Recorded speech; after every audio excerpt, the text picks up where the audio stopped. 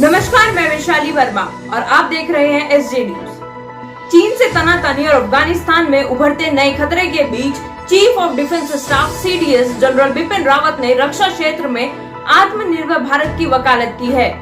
उन्होंने जोर देकर कहा कि आज देश को स्वदेशी हथियारों और तकनीक की जरूरत है।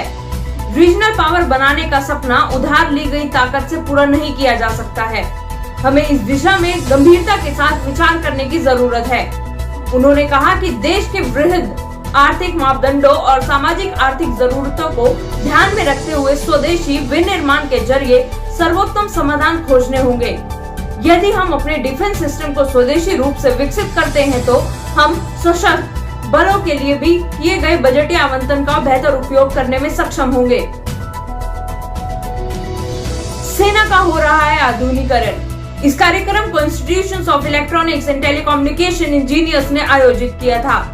कार्यक्रम में जनरल रावत ने कहा, देश के सशस्त्र बलों को हथियारों का आधुनिकीकरण किया जा रहा है। सशस्त्र बलों को वायु रक्षा क्षमताएं, राफेल लड़ाकू विमान, S-400 missile defence system, BMD प्रणाली, आकाश हथियार प्रणाली के अधिग्रहण के साथ आधुनिकीकरण की ओर है। इसके साथ ही उन्होंने कहा कि क्षेत्रीय शक्ति बनने की भारत की आकांक्षा उधार में ली गई ताकत पर निर्भर नहीं रह सकती। राष्ट्र को युद्ध जीतने के लिए स्वदेशी हथियारों और तकनीक की जरूरत होगी। भारत में रक्षा वाणिज्य उद्योग की परिस्थिति की तंत्र की प्रकृति ऐसी है कि जिससे रक्षा उपकरणों की उत्पादन की क्षमता बाधित होती है। आगे का रास्ता स्वदेशीकरण से ही होगा। जनरल रावत ने कहा, अगर हमें भविष्य के युद्ध लड़ने और जीतने हैं तो हम आयात पर निर्भर नहीं रह सकते। लिहाजा आगे का रास्ता स्वदेशीकरण का ही है।